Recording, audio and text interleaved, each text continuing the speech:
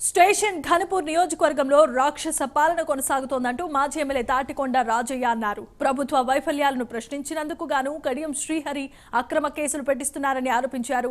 గత 6 నెలల్లో 6గురిపై అక్రమ కేసులు పెట్టి వేధిస్తున్నారంటూ మండిపడ్డారు. దమ్ముంటే ఎమ్మెల్యే పదవికి రాజీనామా చేసి మళ్లీ గెలిచి చూపించాలని తాటికొండ రాజయ్య సవాల్ విసిరారు.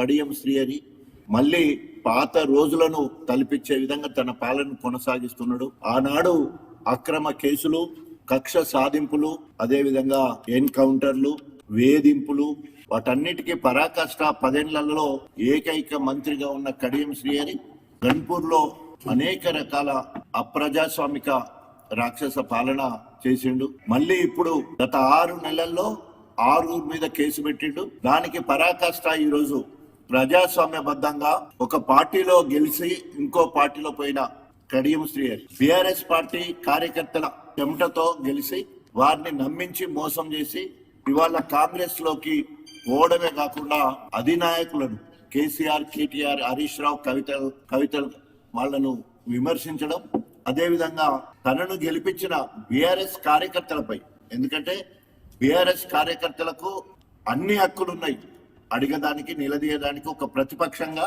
కాంగ్రెస్ ప్రభుత్వాన్ని అడగడానికి ప్రతిపక్షంగా రాజ్యాంగం కల్పించిన హక్కు, అదేవిధంగా బీఆర్ఎస్ శ్రేణులు గెలిపించిన కడియం శ్రీహరి కాంగ్రెస్ పోవడంతో మరి ఎంతో కోపంతో రగిలిపోతా ఉన్నది.